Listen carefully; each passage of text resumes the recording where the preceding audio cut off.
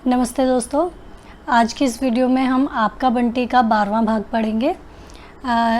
पिछले वीडियो में हमने जैसा कि देखा कि बंटी के जीवन में जहां एक और नए घर में आने का एक असमंजस था और वो अपने भीतर ही बहुत सारी चीज़ों को लेकर परेशान था, वहीं उसके जीवन में एक और नई घटना घटती है जो वो अपनी माँ और उनके नए पति डॉक्टर जोशी के बेडरूम में जाकर वहाँ जब वो लेटा हुआ होता है और वहाँ जब उन्हें वो उस अवस्था में देखता है जिस अवस्था में उसे उन्हें नहीं देखना चाहिए था, तो वो जो घटना थी वो उसके मन मस्तिष्क पर एक और तरीके का दबाव डालती है, एक और तरीके का तनाव डालती है। वो तनाव किस तरीके से उसके जीवन पर हावी होता है और किस तरीके से उसका जीवन किस ओर बढ़ने लगता है, और जहां वो घर में एडजस्ट हो पाने की समस्या से जूझ रहा था, वहीं इस एक और नए रहस्य में फंसकर वो किस तरीके से आगे बढ़ता है, इस भाग में हम ये चीज़ें देखेंगे। जैसे कि हमने पिछले भाग में हमने ये देखा कि पिछले भाग का अंत जहाँ हुआ है कि वह अपनी माँ के बेडरूम में है और वहाँ उन्हें उस अवस्था में देखकर अपने भीतर ही भीतर थोड़ा डर जाता है, सहम जाता है और कहीं ना कहीं उसके मन में एक घिन का भाव भी होता है। और उसी भाव के साथ जब समय आगे बढ़ता है तो वो वहाँ सो जाता है और अगले दिन की शुरुआत से 12वां भाग शुरू होता है। अगले दिन जब वो देर से सोकर उठता है, उसे नींद आई या नहीं आई ये कहना मुश्किल है, लेकिन वो नींद में भी उन सभी चीज़ों को देख रहा था जिस तरीके से उसने अपनी माँ के बेडरूम में सब कुछ देखा था। वो जब उठकर बाहर आता है, बरामदे से सबकी आवाज़ें आ रही होती हैं, डॉक्टर जोशी की, उसकी माँ की, अम्मी और जोत की, सबकी आवाज़ें आ रही होती हैं। उसे देखते ही माँ की आवाज़ उसके कानों में जाती है कि बेटा तुम उठ गए हो, इतनी देर से उठे हो, स्कूल जाने में देरी हो जाएगी, अब तुम जल्दी करो।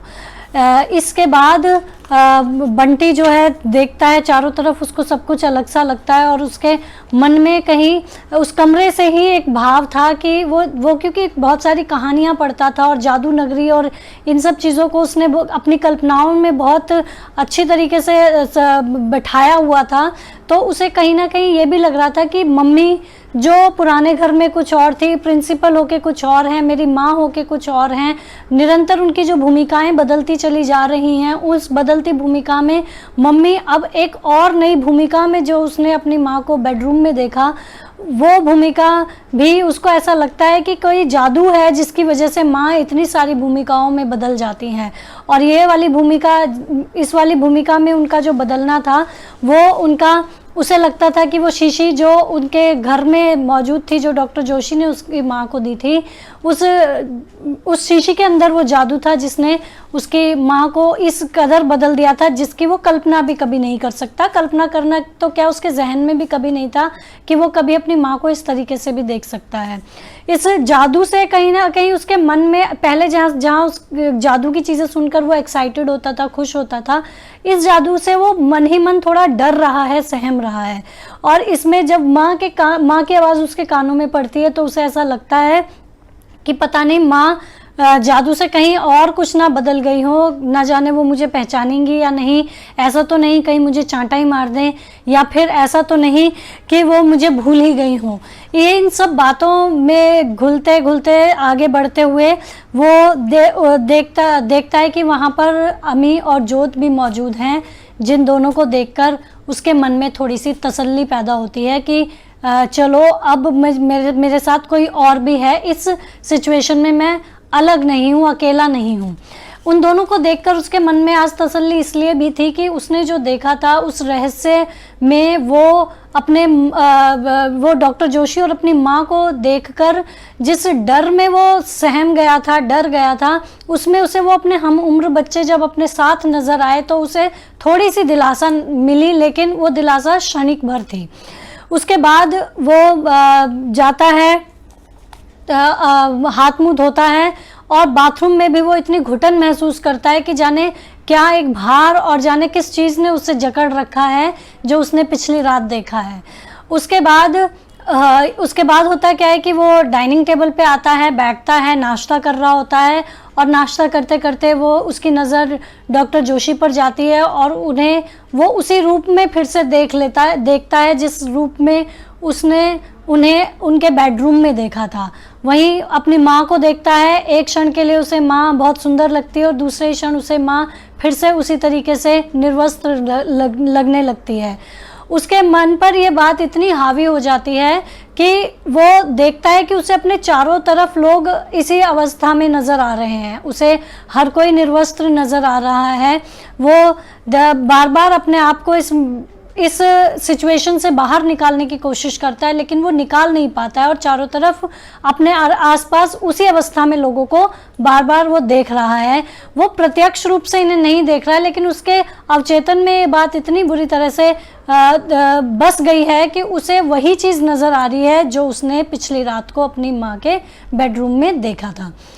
इसके बाद वो महसूस करता है कि इस पूरी की पूरी घटना से ये पता चलता है कि बंटी जो है अब तक एक अलग तरीके के मानसिक तनाव में था और अब इस वक्त जबकि घर के सभी लोग सामान्य हैं, लेकिन वो बिल्कुल भी सामान्य अवस्था में नहीं है। मानसिक रूप से वो इस कदर तनाव में है कि वो सही तरीके से सोच भी नहीं पा रहा है, सही तरीके से देख भी नहीं पा रहा है। उसको वही चीज़ें बार बार दिखाई दे रही हैं जो उसने पिछली रात देखी थी और इस बात ने उसके दिमाग पर बहुत गहरा असर डाला है। ये बात इस इंसिडेंट से बहुत अच्छी तरीके से यहाँ पर इस उपन्यास में क्लियर होती है। इसके बाद वो देखता है कि उसे ऐसा लगता है कि ये कोई एक भारी रहस्य था जो उसे नहीं जानना चाहिए था और अब इसने जब जान लिया है तो वो महसूस कर रहा है कि ये जो रहस्य है उसके भीतर कहीं ना कहीं एक थ्रिल पैदा कर रहा है। जब वो नहाने जाता है तो वो अपने ही शरीर को देखता है और अपने शरीर को देखकर उसे ऐसा महसूस होता है कि उसका शरीर कुछ नया है।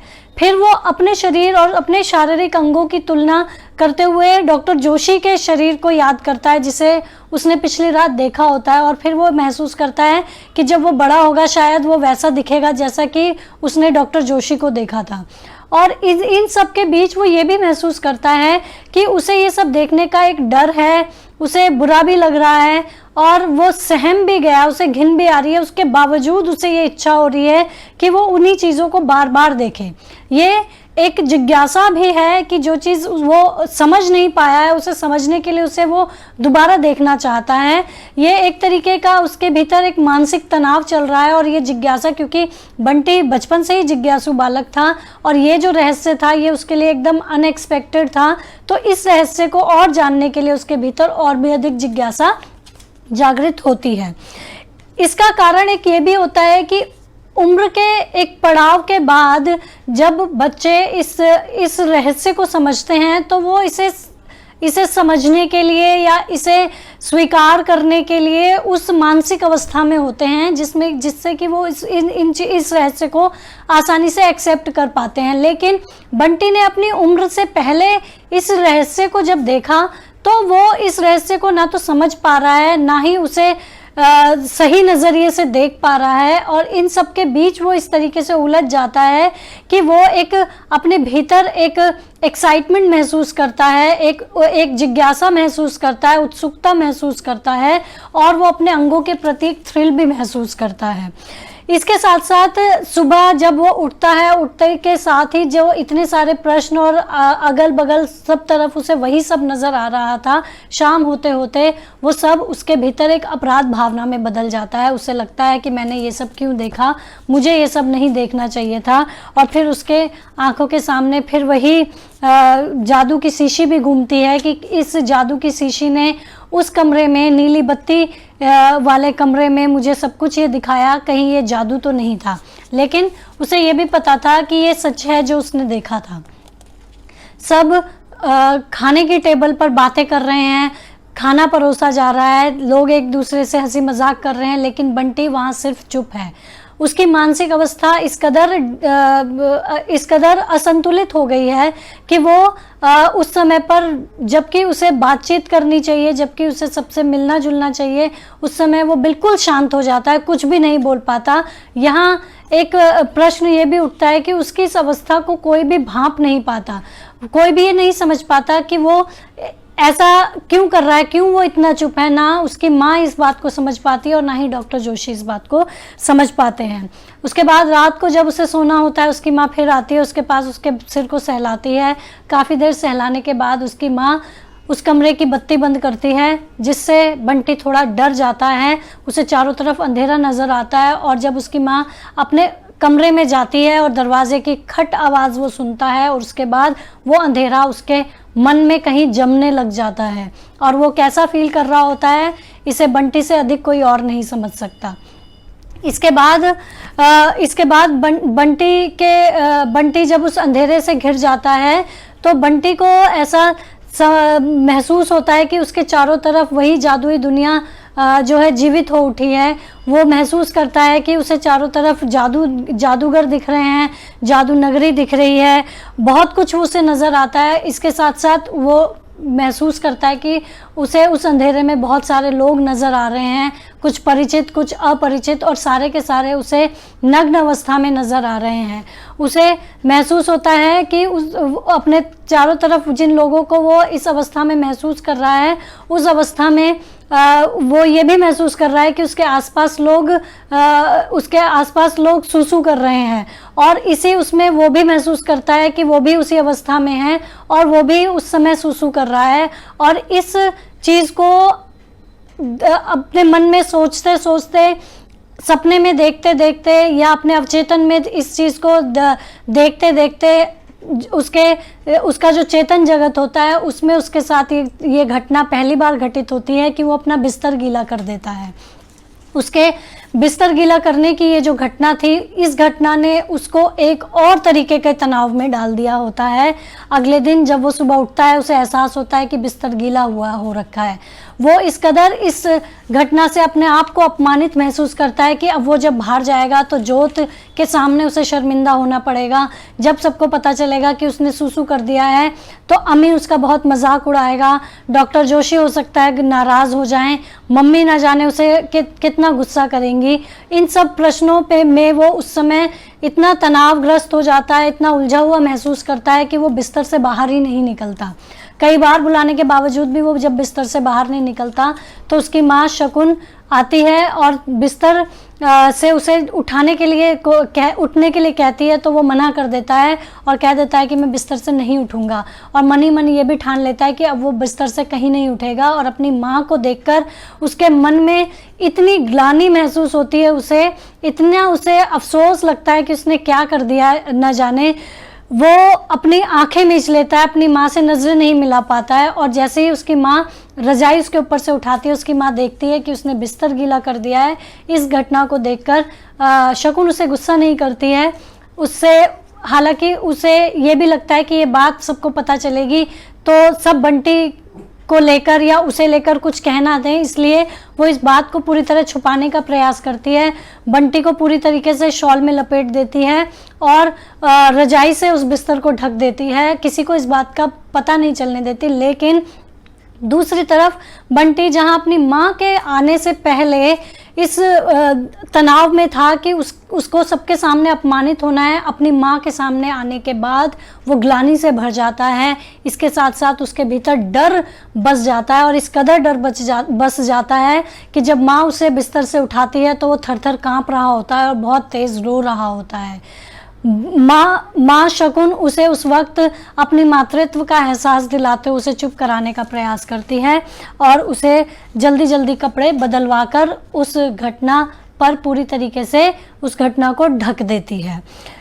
शायद बंटी कोई सामान्य जीवन जी रहा होता, सामान्य बच्चों की तरह जीवन उसका चल रहा होता, तो ये घटना उसके लिए इतनी बड़ी ना होती। ना तो अपनी माँ को इस तरीके से देखना और ना ही उस तरीके से बिस्तर को गीला कर देना उसके लिए बड़ी घटना होती। लेकिन क्योंकि वो बहुत समय से मानसिक तनाव में चल रहा था और उसके बाद एकदम नई नई घटनाएं उसके जीवन में घटने लगी, तो उसके मानस पर उसका बहुत गहरा असर पड़ता है।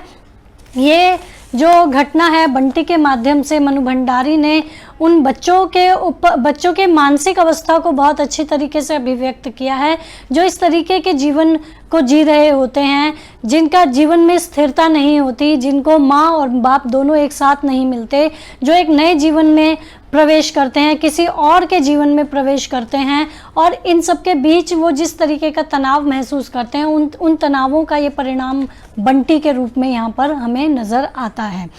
इसके बाद जब सब नाश्ता कर रहे होते हैं तो वो देखता है कि वहाँ पर सबको वो देखने की हिम्मत नहीं कर पाता, आंखें नज़रें नीचे झुकाए रखता है, डॉक्टर जोशी से नज़रें नहीं मिलाता, माँ से नज़रें नहीं मिलाता। माँ सबको खाना सर्व कर रही होती है, परोस रही होती है, वो सब कुछ सुन रहा होता है और बिना देखे आंखें नीचे किए हुए वो ये सब कुछ देख रहा होता है, समझ रहा होता है कि माँ सबके प्लेटों में कुछ ना कुछ डाल रही है। वो ये महसूस करता है कि शायद माँ जो है मेरी वजह से कहीं ना कहीं अपमानित सा महसूस कर रही होगी सबके सामने, उसकी माँ का चेहरा निराश होगा। वो ये भी इमेजिन करता है कि अम्मी मन ही मन मुस्कुरा रहा होगा, उसका मजाक उड़ा रहा होगा। जोत के मन में उसके लिए दया का भाव होगा, डॉक्टर जोशी के मन में भी उसके प्रति दया का भाव हो रहा होगा, बंसीलाल उसे देखकर हंस रहा होगा, और ये इन सब चीज़ों को वो बिना देखे इमेजिन कर रहा था। तो सोचिए कि बंटी उस समय किस हद तक तनावग्रस्त था कि वो जिन चीज़ों को प्रत्यक्ष रूप से, जिन भावों को देख नहीं पा रहा था, जिन एक्सप्रेशंस को वो देख नहीं पा रहा था, उन सारे ही एक्सप्रेशंस को, उन सारे ही भावों को वो वहाँ पर महसूस कर पा रहा था बिना देखे। इसके बाद उसे माँ बोलती है कि जल्दी से नाश्ता करो, डॉक्टर जोशी भी नाश्ता करने के लिए बोलते हैं, तो वो दूध फटाफट पी रहा होता है। वहाँ उसका दूध वो जिस तरीके से गटक रहा होता है, वो सिर्फ दूध नहीं गटक रहा होता है, वहाँ उसकी आंखें नम होती हैं। जहाँ वो आंसू नहीं बहा पा रहा था, वहाँ उन दूध के साथ उन आंसुओं को भी वो पिए जा रहा था। इसके बाद इसके बाद एक नया किस्सा शुरू होता है इसी टेबल पर। वो किस्सा क्या होता है कि वो उसकी माँ जो होती है, उसकी माँ पूछती है कि मेरे कमरे में एक शीशी रखी थी। शीशी, ये वही शीशी है जिसे बंटी जादू की शीशी कहता था। ये एक सेंट की शीशी थी जिसे उसकी माँ को डॉक्टर जोशी ने गिफ्ट किया था जब शादी नहीं हुई थी उससे पहले। तो वो पूछती है कि मेरी कमरे में शीशी थी और वो शीशी पूरी खाली हो चुकी है, तुम में से ऐसा किसने किया है? वो जोत से पूछती है, जोत मना कर देती है। अम्मी से पूछती है, अम्मी मना कर देता है। बंसीलाल को इसकी भनक नहीं होती। बंटी से जब ये प्रश्न पूछा जाता है तो वो बेबाकी से इस चीज़ का जवाब दे देता है कि नहीं, मुझे नहीं पता, मैंने ऐसा कुछ नहीं किया। लेकिन शकुन इस बात की तह तक जाना चाहती है और बार बार इस प्रश्न को उठाती है कि वो शीशी अगर कमरे में गिरी होती तो कमरे में बहुत महक फैल जाती चारों तरफ सेंट की, लेकिन मुझे उसकी महक बिल्कुल नहीं आई। तो बंटी को ये पता था कि बंटी ने उस शीशी को पीछे जाके मैदान में कहीं खाली कर दिया था और उस शीशी को लाकर वापस रख दिया था, मिट्टी में उसे फेंक दिया था, उसके भीतर के तरल पदार्थ को, सेंट को। तो वो एक क्षण के लिए तो उसके भीतर एक थोड़ा सा अपराध बोध होता है, लेकिन फिर जब उसे ये पता चलता है उसकी माँ के मुंह से, वो अपने, जब डॉक्टर जोशी उसकी माँ से कह रहे होते हैं कि अरे तुम छोड़ो, एक सेंट की शीशी तो थी, दूसरी आ जाएगी, तो उसकी माँ जवाब देती है कि नहीं, वो सिर्फ सेंट की शीशी नहीं थी, वो तुमने मुझे गिफ्ट की थी, इसलिए वो मेरे लिए बहुत ज़्यादा मूल्यवान थी। इस बात को सुनकर बंटी और मन में जो है उसके खीज उत्पन्न होती है और उसके भीतर जो एक अपराध बोध होता है कि मैंने कहीं कुछ गलत किया है उस शीशी को खाली करके, उसके भीतर का ये अपराध बोध जो होता है एक संतोष में बदल जाता है। और वो संतोष किस तरीके का होता है? अपनी माँ को परेशान कर देने का। उसे लगता है कि अपनी माँ को छोटे छोटे दुख देकर वो अपने आप को संतुष्ट कर रहा है वहाँ पर। इसके बाद बंटी जो है स्कूल के लिए निकल जाता है और वो इंतज़ार कर रहा होता है अपनी बस का, और वहाँ पर वहीं से बैठकर जहाँ वो अपने बस का इंतज़ार कर रहा होता है, डॉक्टर जोशी के क्लिनिक की ओर ध्यान देता है और वो देखता है कि वहाँ मरीज़ों की लंबी कतार लगी हुई है। जिनको कुर्सी मिली बैठने के लिए उस पर बैठे, बाकी लोग ज़मीन पर भी बैठे हुए थे। और इसी बीच उसका ध्यान जाता है परिवार नियोजन का जो वहाँ पर विज्ञापन बना हुआ होता है, जो एक त्रिकोण बना हुआ होता है लाल रंग से, उस पर उसका ध्यान जाता है जिसमें लिखा होता है बच्चे दो ही अच्छे। इसके बाद डॉक्टर जोशी की कुछ बातें उसके कानों तक, क्लिनिक से उनकी बातें उसके कानों तक पहुंचती है, जिसमें वो किसी को समझा रहे होते हैं कि तुम दो इतने बच्चे पैदा क्यों किए हैं, बच्चे सिर्फ दो ही अच्छे होते हैं। तीसरा बच्चा नहीं होना चाहिए, तीसरा बच्चा फालतू होता है, इस तरीके के शब्द वो जो है बंटी डॉक्टर जोशी के मुंह से सुनता है और उन डॉक्टर जोशी के मुंह से सुने हुए ये वाक्य उसके जीवन का फिर एक अंग बन जाते हैं और उसके तनाव का एक नया पड़ाव शुरू हो जाता है इस वाक्य के साथ। बंटी जब बस में जाता है तो वो सोचता है कि जो उसके दोस्त हैं वो उससे प्रश्न करते हैं कि भाई तू गाड़ी से क्यों नहीं आता, तो वो सोचता है कि अगर मुझसे प्रश्न पूछा जाएगा तो मैं कहूँगा कि गाड़ी में जाने का ऐसा कौन सा मज़ा है जो बस में जाने में है। गाड़ी में तो बस खुद अकेले बैठो और अकेले उतर के चले जाओ, बस में तो सबसे बात करने का मौका मिलता है, सबसे मिलने जुलने का मौका मिलता है, सबके साथ खेलने का मौका मिलता है, गाड़ी में ऐसा नहीं मिलता। और कहीं ना कहीं उसके अंतर्मन से आवाज़ आ रही होती है कि ये सब झूठ है। और जब उसके भीतर की आवाज़ उसे ये बोलती है कि ये सब झूठ है और तुम अगर ऐसा बोलने का सोच रहे हो तो ये झूठ है, तो उसे फूफी की याद आती है जो ये कहती है कि झूठ बोलना पाप है और झूठ बोलने से बहुत पाप चढ़ता है, ये चोरी करने जितना पाप झूठ बोलने से लगता है। उसके जहन में फूफी आज भी जिंदा होती है, उसकी कही गई बातें भी आज भी जिंदा होती हैं। बंटी को लगा कि बंटी उस क्षण अपने आप को एनालाइज करने लगा, फूफी को याद करते हुए कि वो इस वक्त कितने सारे झूठ बोलने लगा है, वो कितने सारे गंदे काम करने लगा है, उसने ऐसा भी बहुत कुछ देख लिया जो बहुत गंदा है, जो उसे नहीं देखना चाहिए था। उसके बाद वो स्कूल पहुंचता है, स्कूल में उसकी क्लासेस शुरू हो जाती हैं, लेकिन क्लास में उसका बिल्कुल मन नहीं लगता। ड्राइंग की क्लास चलती है, ड्राइंग की क्लास में बच्चे खूब मस्ती कर रहे होते हैं, लेकिन उसका दिमाग में अपनी माँ का प्रश्न घूम रहा होता है कि तुमने खोली थी क्या शीशी तुमने तो खाली नहीं की। अब ये जो सेंट की शीशी खोलकर खाली कर देने, उड़ेलना और उसे उस अपराध को स्वीकार न करने का जो भाव था, वो जो बंटी के भीतर एक अपराध बोध था, वो उसका पीछा नहीं छोड़ता, ना घर में ना उसकी क्लास में। और क्लास में बार बार वही चीज़ें जो हैं उसके मन में घूम रही होती हैं। एक तरफ ये प्रश्न कि बंटी कहीं तुमने शीशी तो नहीं खोली थी, और ये अपराध बोध कि उसने शीशी खोली थी और उसने इसे स्वीकार नहीं किया। दूसरी तरफ पिछली रात माँ के बेडरूम में जो भी कुछ उसने देखा था, वो सारे दृश्य जो हैं क्लास में मास्टर जी का जो लेक्चर चल रहा होता है, जो पाठ चल रहा होता है, वो सब उसके कानों तक बिल्कुल नहीं पहुंच पाते, क्योंकि उसका मस्तिष्क जिस कल्पना लोक में या जिस अवचेतन मन जिस तरीके से उसके मस्तिष्क पर हावी हो रहा था, वो सबका सब उसके सामने उस कक्षा में जीवित चल रहा था। पूरी तरीके से वो उसे सजीव रूप से देख पा रहा था और वो क्लास में जो भी हो रहा था उसे बिल्कुल नहीं सुन रहा था और ना ही वो सुन पा रहा था। इसके बाद जब भूगोल की क्लास चलती है तो गंगा का जिक्र होता है, नदी का जिक्र होता है और उसके इधर से उधर जाने की वो कहाँ कहाँ से होती हुई जाती है। और इसी सब में उसके कान में एक शब्द पड़ता है, हरिद्वार, कि गंगा हरिद्वार में पहुंचती है। हरिद्वार का नाम सुनते ही उसके जहन में फूफी फिर जिंदा हो जाती है।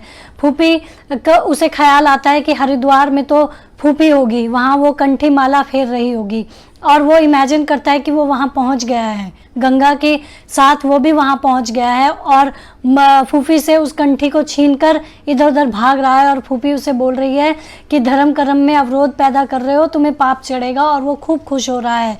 लेकिन कुछ ही क्षण बाद उसे ख्याल आता है कि नहीं, वो ये सब सोच रहा है, ये सब सिर्फ उसकी सोच है, ऐसा कुछ हो नहीं रहा है। आगे चलकर जब पता चलता है उसे कि कलकत्ता पहुंचकर इसी नदी का नाम हुगली बन जाता है, तो फिर उसे पापा की याद आती है। कलकत्ता का नाम सुनकर पापा की को याद करते हुए उसे सब कुछ याद आता है कि पापा ने कहा था कि उसे लेकर जाएंगे और उसे जो है वो वहाँ घुमाएंगे फिराएंगे। और फिर वो निश्चय करता है कि आज मैं जाके पापा को चिट्ठी लिखूंगा। और चिट्ठी लिखने के इस क्रम में वो ये भी सोचता है कि पता नहीं पापा को ये भी पता है कि अब मैं दूसरे घर में आ गया हूँ या नहीं, पापा अगर मिलने आने को सोचेंगे तो वो मुझे कहाँ मिलने आएंगे। ये सब प्रश्न वहीं उसी क्लास में उसके मन में कौंध रहे होते हैं। तो उसके बाद उसके जो सर हैं अचानक से उससे प्रश्न पूछ लेते हैं कि अरूप बताओ कि गंगा कहाँ कहाँ से बहती है। इसके इसका जवाब देने में वो इतने ज़्यादा मानसिक दबाव में आ जाता है कि वो हरिद्वार, कलकत्ता और जाने कहाँ कहाँ पहुँच जाता है, लेकिन वो जवाब नहीं दे पाता और सब कुछ उसके दिमाग में गड्ढमड्ढ हो जाता है। ये सारे ही जो भी कुछ उसके जीवन में इस वक्त चल रहा होता है वो सारा का सारा उसका मानसिक तनाव बन जाता है। इसके बाद वो घर लौट कर आता है और पाता है कि माँ उस समय अकेली है। माँ जब उस घर में अकेली होती है तब उसे फिर भी माँ अपनी लगती है। अमी और जोत उस समय तक नहीं आए हुए होते हैं और डॉक्टर जोशी तो शाम तक आते हैं, तो उस समय उसे माँ वहाँ अकेली मिली। माँ को उसने उस दिन काम करते देखा, उसे पता चला कि उसकी माँ ने 2 दिन की छुट्टी ले रखी है घर को ठीक ठाक करने के लिए। वहाँ उसने देखा कि उसे उसकी माँ अपनी माँ जैसी नहीं लग रही थी, उसकी माँ उसे प्रिंसिपल भी नहीं लग रही थी। आज उसे उसकी माँ टीटू की माँ जैसी लग रही थी, जो कि हमेशा कामकाज में व्यस्त रहती थी। कामकाज में व्यस्त माँ उसने पहली बार देखी थी, तो उसे अपनी माँ का एक ये भी नया रूप लगता है। और इसके बाद उसकी माँ उसे उसके कमरे में ले जाती है और वहाँ देखता है कि एक लंबी सी अलमारी वहाँ लगी हुई होती है जो उस कमरे में पहले नहीं थी। और माँ उसे ये बताती है कि देखो बंटी, ये मैंने तुम्हारे लिए यहाँ पर एक नई अलमारी लगवा दी है, बिल्कुल ये सबसे बड़ी है। तुम इसमें इसके 2 जो खाने हैं उसमें तुम अपने कपड़े रखना, 2 में तुम अपने खिलौने रखना, जैसे चाहे इसमें सामान रखना। और बंटी कुछ क्षण के लिए खुश होता है कि मुझे सबसे बड़ी अलमारी मिली है, मुझे एक अलमारी मिली है, मेरे लिए एक कुछ अलग इस घर में बना है, दिखा उसे, तो वो थोड़ा सा खुश होता है। लेकिन जैसे ही वो उस अलमारी का दरवाज़ा खोलता है उसमें से उसे दवाइयों की बहुत तेज़ बदबू आती है और वो एक क्षण में समझ जाता है कि ये डॉक्टर साहब के जो है दवाइयों की अलमारी थी जिसे उसे दे दिया गया है। और उसे ये लगता है कि इस घर की सारी फालतू चीज़ें उसी की होती है और वो बहुत गुस्सा होता है। और माँ उसके इस गुस्से पर बहुत खींचती है और उसे बोलती है कि मैंने तुम्हारे लिए, डॉक्टर जोशी के लिए अलमारी बहुत महत्वपूर्ण थी, उनके लिए इतनी महत्वपूर्ण थी, उसके बावजूद मैंने तुम्हारे लिए इसे खाली करवाया। लेकिन बंटी को दूसरी चीज़ कभी नहीं पसंद थी, उसे ये चीज़ बिल्कुल पसंद नहीं थी कि किसी की यूज़ की हुई चीज़ वो यूज़ करे। उसे सब कुछ अपना नया चाहिए होता है, उसे एकाधिकार की चीज़ें पसंद थी। उसे ये बिल्कुल पसंद नहीं था कि जिस अलमारी पर पहले डॉक्टर जोशी का अधिकार था अब वो उसके अधिकार के क्षेत्र में आए, वो उसे बिल्कुल स्वीकार नहीं करता। और माँ इस पर थोड़ी नाराज़ होती है और उसे समझाने का कोशिश करती है कि ये डॉक्टर जोशी के लिए बहुत महत्वपूर्ण थी, मैंने तुम्हारे लिए खाली करवाई। वो वापस अपनी माँ को गुस्से में बोलता है तो तुमने क्यों मेरे लिए खाली करवाई, और वो अपनी माँ पर फिर बहुत ज़्यादा मन ही मन गुस्सा हो जाता है। इसी बीच उसकी माँ उससे पूछ बैठती है कि तुम डॉक्टर जोशी को पापा कहकर क्यों नहीं पुकारते। इसमें वो जवाब देता है कि वो मेरे पापा नहीं हैं, मेरे पापा कलकत्ता में हैं और मेरे पापा अजय बत्रा हैं। इसी पर वो फिर नाराज़ होती हैं और मम्मी एक क्षण के लिए चुप होकर, शांत होकर उसे घूरते हुए कहती हैं कि जोत और अम्मी भी तो मुझे मम्मी कहते हैं। इस पर वो जवाब देता है, जो कि बहुत महत्वपूर्ण है, कि उन दोनों की माँ मर चुकी है इसलिए वो तुम्हें मम्मी कहते हैं, मेरे पापा जिंदा हैं, मैं उन्हें मम्मी नहीं कह सकता। तो डॉक्टर जोशी को पिता के रूप में स्वीकार न करने का उसके पास एक ये भी तर्क था कि मेरे पापा ऑलरेडी इस जहान में हैं, मेरे पापा जीवित हैं, मेरे पापा मुझसे मिलने आते हैं, तो पापा जीवन में सिर्फ एक ही होते हैं जो मेरे पास हैं, तो मैं दूसरे व्यक्ति को अपना पापा कैसे स्वीकार कर सकता हूँ। तो ये एक प्रश्न जो पाठकों के मन में है कि बच्चा इस उम्र में इतना कैसे इस बात को अस्वीकार कर रहा है कि वो डॉक्टर जोशी को पापा मानने से इनकार कर देता है। तो इसका जवाब हमें बंटी यहाँ इस वाक्य में देता है कि उनकी माँ मर गई है इसीलिए वो तुम्हें माँ कहते हैं, मम्मी कहते हैं, मेरे पिता जीवित हैं, मैं उन्हें पापा नहीं कह सकता। इसके बाद जो है सब लोग लौट कर आते हैं, अमी और जोत घर में आते हैं, सब देखते हैं उसे बंटी की माँ शकुन जो है अमी और जोत का पूरा ख्याल रखती है। उसे ऐसा लगता है कि बंटी जो है वही एक अकेला इस घर में फालतू है, सबके लिए सब कुछ है, सबका ख्याल रखने वाला सब कुछ है, बस नहीं है तो सिर्फ मैं। और उसे रह रहकर फिर फूफी की याद आती है जो उसे इस वक्त बहुत अपनी सी लगती है, जिस पर वह अधिकार भी महसूस करता था और जिस पर वो बहुत उसके साथ आत्मीयता भी महसूस करता था। यहाँ उसे अपनी माँ भी अपनी सी नहीं लगती। उसे ऐसा लगता है, उसे फिर लगता है कि माँ यहाँ आकर बहुत अलग सी हो गई है, यहाँ प्रिंसिपल जैसी बिल्कुल नहीं रहती। उस घर में वो प्रिंसिपल जैसी भी रहती थी। और फिर अमी उस कमरे में घुसता है और देखता है कि लंबी सी अलमारी लगी होती है, और वो एकदम से कह देता है कि ये लंबूतरी अलमारी किसकी है, और ये बंटी की है। तो वो इस पर थोड़ा सा मजाक उड़ाता है। तो अब तो ये अलमारी बंटी को बिल्कुल भी स्वीकार्य नहीं थी। वो किसी से भी अपना मजाक उड़वाना बिल्कुल पसंद नहीं करता, और अमी से तो वो किसी भी कीमत पर अपना मजाक उड़वाना बिल्कुल पसंद नहीं करता।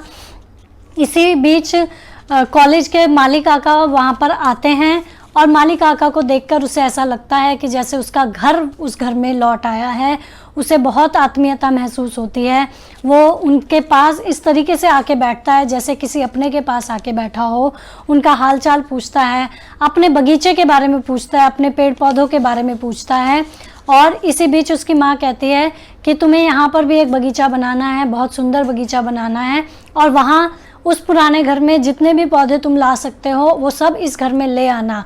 इस वाक्य को सुनकर बंटी पूरे अधिकार के साथ अपनी माँ के सामने कहता है कि नहीं, वहाँ से कुछ भी यहाँ नहीं आएगा, जो वहाँ है वो वहीं रहेगा, और इस घर में वहाँ का कुछ नहीं आएगा। क्यों?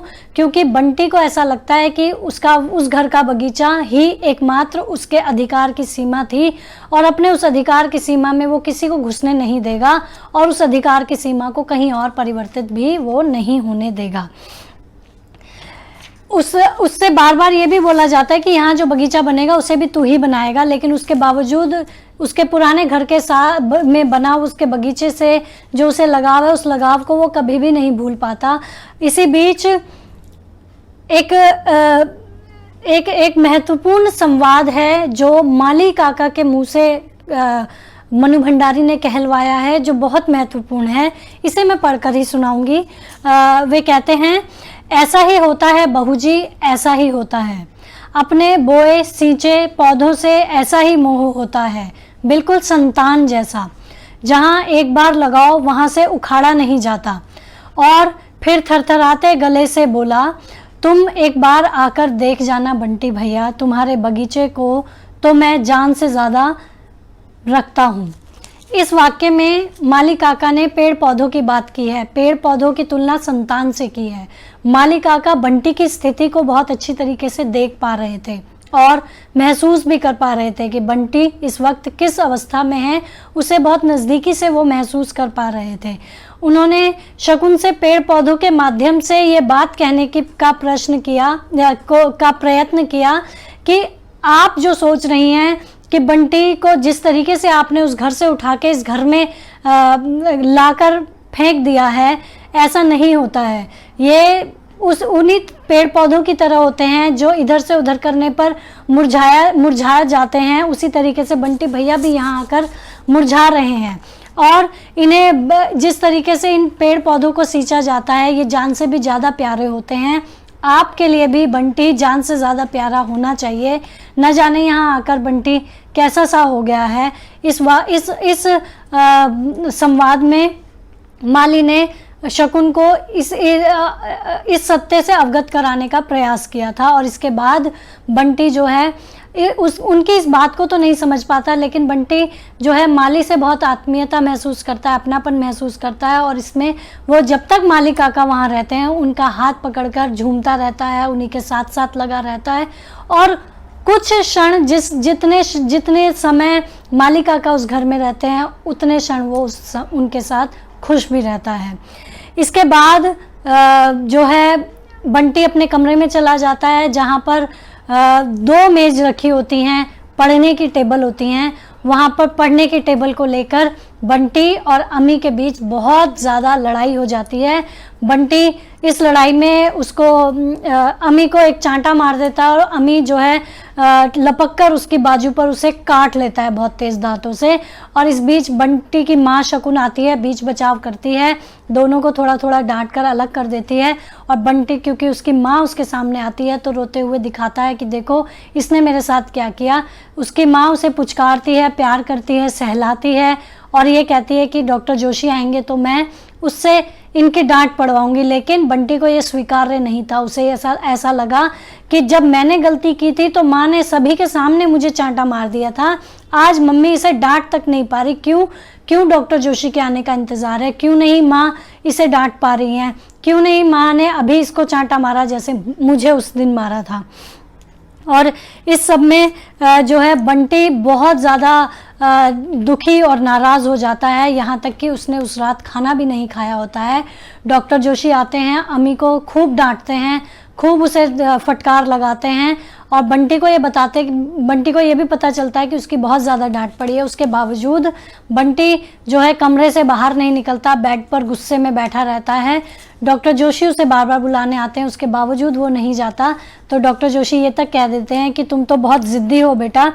और इसके बाद उसके मन में ये ख्याल आता है कि पापा ने उसे कहा था कि तुम मेरे साथ चलो कलकत्ता, वहाँ तुम आओ, मैं तुम्हें वहाँ खूब घुमाऊंगा फिराऊंगा। और इतने सारी घटनाक्रम के बाद वो इस ओर बढ़ने लगता है कि वो अब अपने पापा के पास चला जाएगा और मन ही मन इस बात का निश्चय और गहरा होता जाता है हर एक घटना के बाद कि अब उसे इस घर में नहीं रहना, अब उसे अपनी माँ के पास नहीं रहना, अपनी माँ जो कि अब उसकी अपनी नहीं है उनके पास नहीं रहना, अब वो अपने पापा के पास कलकत्ते चला जाएगा और उन्हें चिट्ठी भी लिखेगा। उसके बाद बंटी, अगला दिन होता है और बंटी फिर बस के लिए खड़ा होता है और उसके आगे फिर वो परिवार नियोजन का त्रिकोण आ जाता है जिसे देखता है और डॉक्टर जोशी की बात उसके कानों में गूंजती है, मन में गूंजती है कि तीसरा बच्चा फालतू होता है, तीसरा बच्चा नहीं होना चाहिए, तीसरा बच्चा फालतू होता है। उसे लगा कि एक बच्चा जोत, एक बच्चा अमी, तीसरा बच्चा बंटी यानी फालतू।